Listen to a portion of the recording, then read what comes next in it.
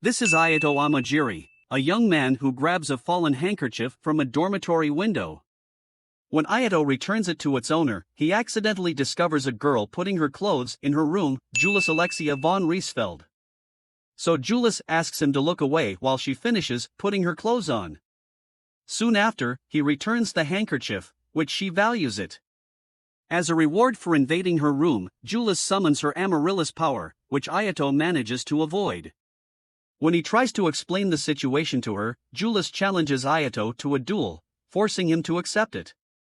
The rules are simple: the first person who destroys the opponent's school badge wins. The intense battle begins as Julius launches her powerful Longiflorum attacks, but Ayato manages to hold his ground, proving that he is not an ordinary student. Recognizing Ayato's skills, Julius unleashes her Amaryllis power once again, but Ayato counters her with his twin dragons, deflecting the attack and pushing her to the ground just in time to dodge a spear aimed at them. Suddenly, their duel is interrupted by Claudia Enfield, the president of the Seidukan Student Council. Claudia explains that Ayato has yet to officially enroll at Seidukan Academy, putting a halt to their battle. In the meantime, Claudia warmly welcomes Ayato to the Asterisk, which amazes him. She then explains that their school will compete against the other 5 schools at Festa every year. So Claudia invites him to join the battle, but Ayato declines. He then discusses about his missing sister, Haruka, who mysteriously disappears after attending the school for only 6 months. Claudia reveals that her sister's data is being erased, making it difficult for him to find out. After that, Ayato is introduced to his class, and he ends up in the same class as Julius. After school, Julius expresses her gratitude for his help earlier before walking away. Later, Ayato meets his roommate, Yubuki, who reveals that Julius is not only a princess but also holds the 5th rank in the school. Just as they start talking, their conversation is interrupted by the arrival of Lester, a 9th rank student who constantly challenges Julius to duels. However, she is sickened by his offer and becomes visibly enraged at him. Sensing a larger problem, Ayato steps in and interrupts their duel, causing Lester to withdraw his challenge. Curious about Julius' reasons for fighting, Ayato asks her why a princess like her would participate. Julius reveals that she needs money for her country and expresses her desire to compete in the Phoenix Festa. It becomes apparent that Julius doesn't have any friends or a tag team partner yet. The next day, Ayato is surprised to discover that his childhood friend, Saya Sasamiya, is now a classmate at the academy. Curious about Saya's father, Saya explains that her father wants her to test a newly invented gun. While Ayato and Saya are talking about their childhood, Julius approaches them with the intention of giving Ayato a tour of the academy. However, a disagreement arises between Saya and Julius, as both girls express their desire to accompany Ayato on the tour. Because they keep arguing, Ayato suggests that they both show him around, and they both agree. While exploring together, Julius and Saya are attacked by a mysterious hooded man, but Saya easily defeats him with her grenade launcher. The next day, Ayato reports the incident to Claudia, who leads the investigation but finds no evidence. As they enter the weapon room, they come across Lester, who is trying to choose a weapon for himself, and his eyes are drawn to Ser Veresta. However, when Lester attempts to pick up the sword, it is clear that his compatibility with Ser Veresta is lacking, preventing him from effectively wielding it. The sword suddenly reacts and points directly at Ayato, seemingly recognizing him as a potential candidate. As the sword tries to break through the barrier, Ayato reaches out to grab Ser Veresta's handle and forces the sword to control it. Because Ayato is able to control it, Ayato has a remarkable 97% compatibility with Ser Veresta. Later that night, Claudia invites Ayato to her private dorm, where she informs Ayato that the students participating in the Phoenix Festa are being targeted by the same group that attacked Julius. So she asks Ayato to protect Julius while she investigates the attacks. The next morning, Ayato meets Julius as planned, and she is ready to fulfill her promise to show him around Asterisk City. Julius guides Ayato to the main stage of Asterisk, the grand venue where the Phoenix Festa will take place. As they take a break for lunch, Ayato's concerned for Julius's safety resurfaces, and he brings up the subject of the unknown attacker who seems to have targeted her. Julius, on the other hand, dismisses his concerns, assuring him that she is capable of handling any challenges that come her way. As they continue their conversation, the two are interrupted by Lester, who is demanding a rematch with Julius, and Ayato intervenes in their duel once more, but Lester withdraws due to his honor code. On their way back home, Ayato and Julius find themselves ambushed by a group of students from Le Wolf Academy. However, Julius, confident in her abilities, steps forward to confront them with her power. With her skill and determination, she effortlessly defeats them, and one of the attackers reveals that they are being paid to cause harm to Seidokan students. When the attacker points to the hooded man, Julius quickly follows him into the woods. As she pursues him into the woods, Julius is attacked from behind by one of the attackers. Just in time, Ayato arrives and saves her from the surprise attack. When their plans are foiled, the attackers retreat. After the incident, Julius asks Ayato to remove his clothes, causing him to become flustered. However, an embarrassed Julius clarifies that she only wants to sew his ripped clothes. As she sews, Julius opens up about her past. She reveals that she has many orphanage friends in the slums in her hometown. So she intends to fight for the money at the Phoenix Festa because the orphanage funds are running out and she needs it to start up her welfare projects. She also reveals that her handkerchief was a birthday present from the orphanage, which is why she treasures it. The next day, Ayato notices Julius reading an unknown letter and leaving abruptly after school. Claudia warns Ayato that Julius might be in trouble, prompting him to chase after her. Claudia then lends him his big sister's sword as Ayato rushes to save Julius from potential danger. When Julius arrives at the meeting point, she has no idea that Silas Norman, one of Lester's friends, is the mastermind behind the plan. Silas admits his intention to force Julius to withdraw from the Phoenix Festa, making it easier for him to win.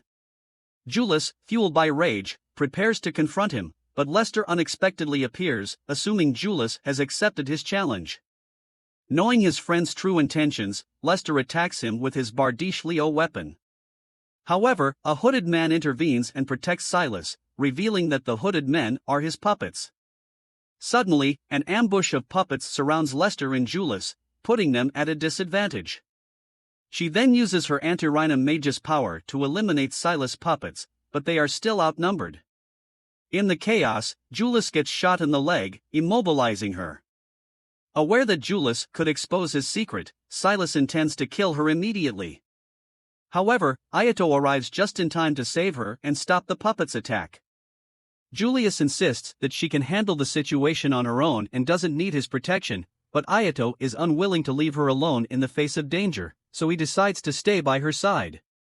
As Silas and his army appear out of nowhere, Ayato unleashes Ser Varesta's power, easily wiping out the entire army.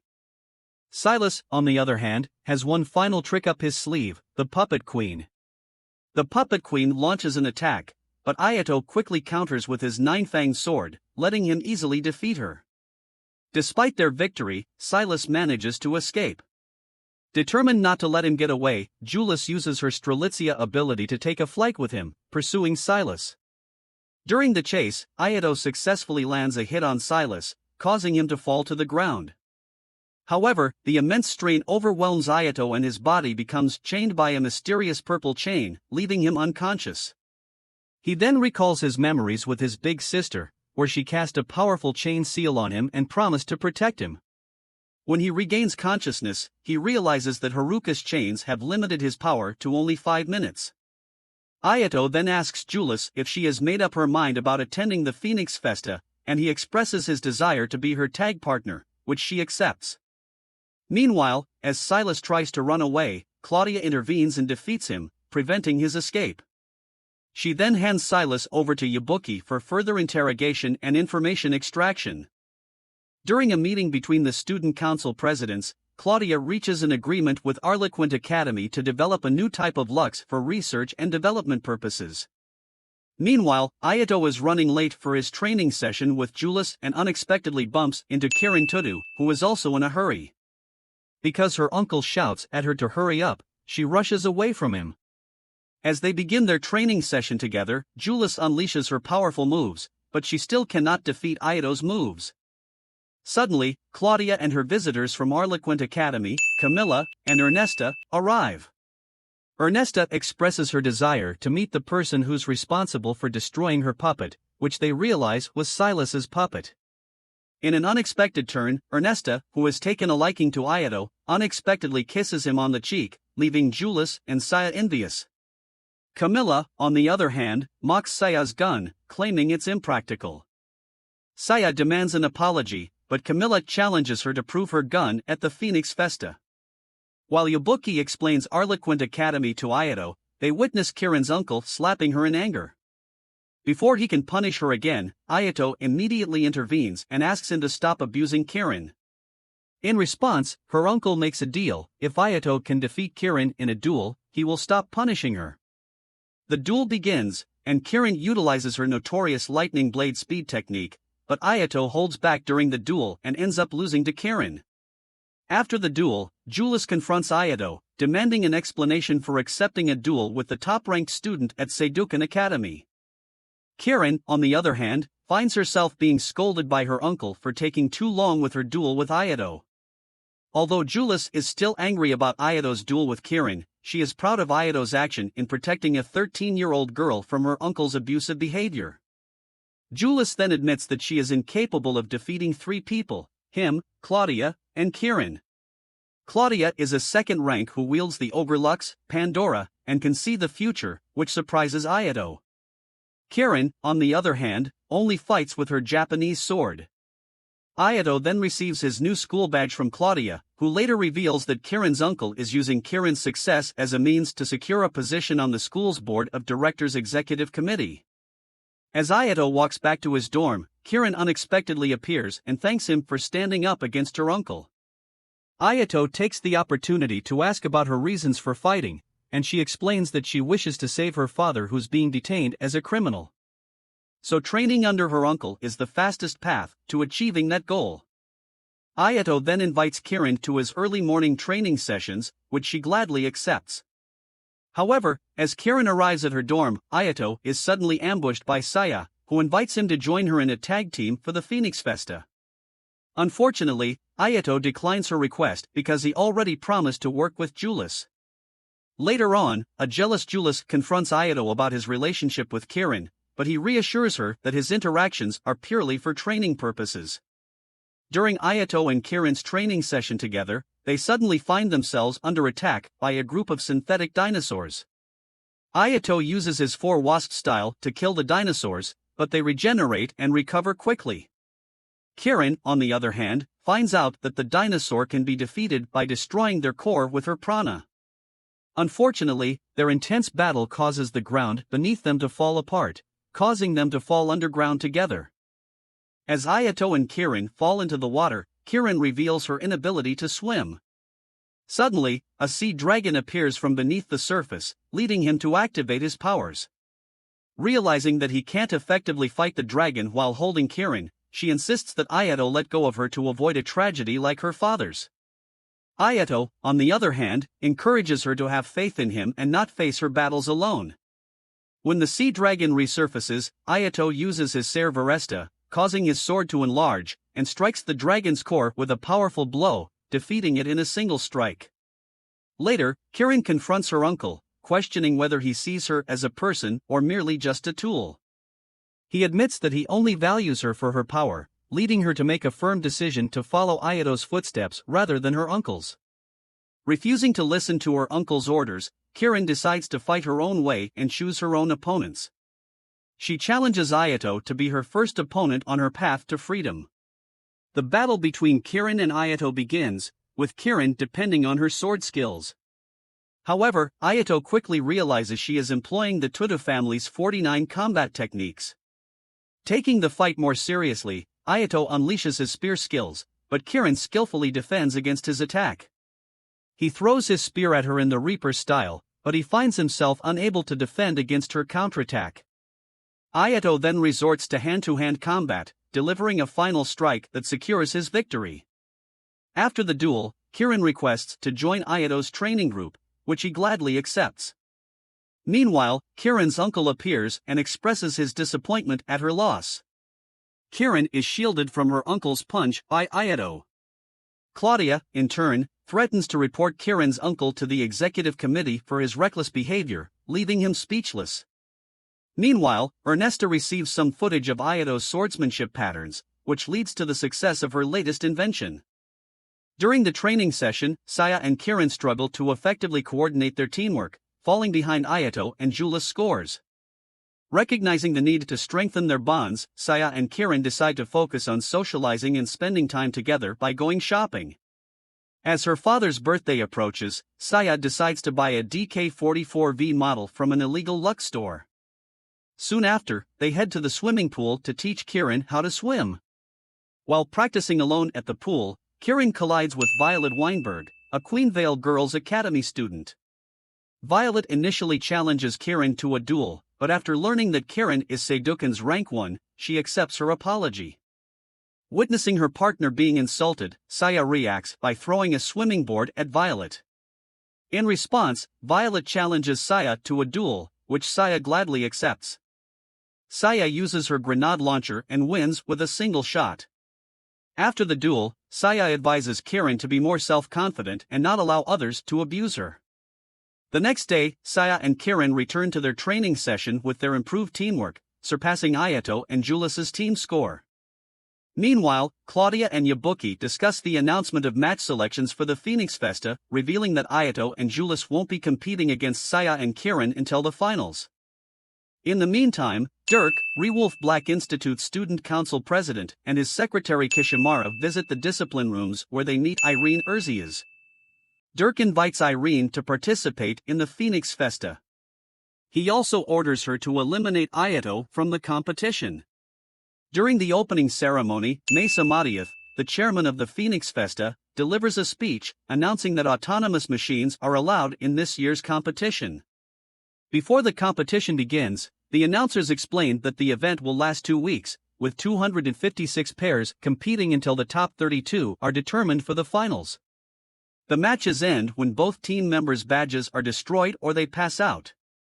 The tournament begins with Ayato and Julas competing against Galahadworth School. As soon as their match begins, Ayato activates his Ser Veresta and dashes to slash the opponent's badges, which he wins with a single strike. After the match, they agree to keep Ayato's time limit with the Ser Veresta hidden. In the next match, Ernesta and Camilla reveal their autonomous puppet mock-ups, Aldi and Rimsey. Aldi gives their opponents 1 minute to attack without launching any counterattacks. As the match begins, the opponents unleash their formidable powers on Aldi, but he defends himself expertly. Meanwhile, Rimsey effortlessly avoids each strike from the other opponent, blocking incoming bullets with precision. After 1 minute has passed, Aldi and Rimsey deliver a devastating blow, easily winning their first match. Meanwhile, Saya's father contacts her daughter that he has sent a new gun for her, but unfortunately, it won't arrive in time for her first match. The next day, Ayato and Julas rush to catch Saya and Kirin's first match. However, on their way, they come across Irene fighting in a street brawl. When Irene notices Ayato's presence, she approaches him with the intent of picking a fight. Thankfully, her sister, Priscilla, arrives just in time to apologize and defuse the situation, leading them away. In Saya and Kirin's match, Kirin quickly wields her lightning blade and skillfully slashes the opponent's badge. Meanwhile, Saya patiently defends her opponent's attacks while waiting for her gun to fully charge. Once the gun is charged, Saya immediately launches her powerful burst shot, swiftly defeating her opponent and winning the match. Moving on to Ayato and Julas' second match, it is Julas' turn to fight solo against their opponents. Julas uses her Primrose power, unleashing a series of fire attacks that successfully hit one of their opponents. Although the other opponent manages to escape the Primrose, Julas cunningly ensnares her with her Semi-Zareta power, trapping her and effectively ending the match in their favor. Knowing the strength of Irene's Gravy Sheath, Lester and Randy decide to split up, knowing that their usual strategies may not be effective against her. Irene, on the other hand, quickly takes advantage of their separation and applies gravity control to Randy, which knocks him out. Recognizing that she consumes a significant amount of power on Randy, Irene uses Priscilla's blood to replenish her own strength. Irene then unleashes her ultimate Gravy Sheath attack, a devastating display of gravity manipulation that leaves Lester unable to escape its grip. Overwhelmed by Irene's gravity control, Lester eventually accepts defeat, resulting in their defeat in the match. Claudia congratulates Ayato on making it to the finals, and flirts with him while they are alone. However, their conversation is abruptly interrupted by a call from Kieran, who informs Ayato that Saya has gone missing. During his search, Ayato unexpectedly comes across Priscilla, who is being pursued by gamblers.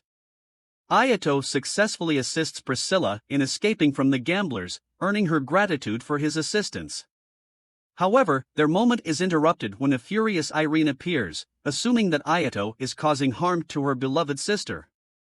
Priscilla scolds Irene for her rudeness and assures her that Ayato is not a threat. Irene then informs Ayato that they will face off in the final match of the Phoenix Festa.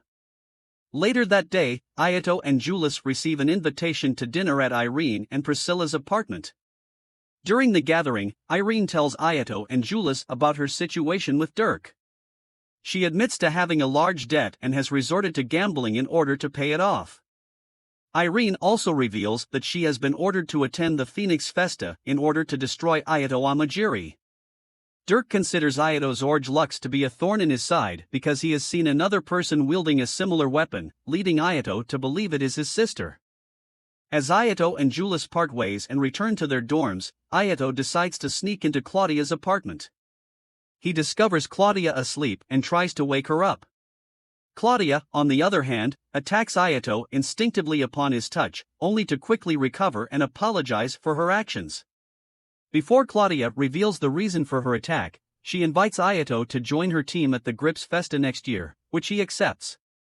She reveals that she has died over 1,200 times as a result of her Orge Lux's demand that she faces death herself. This revelation highlights the difficulty of mastering an Orge Lux, as each one has its own personality capable of influencing and changing the wielder's own personality. That's why Irene's gravy sheath alters her personality.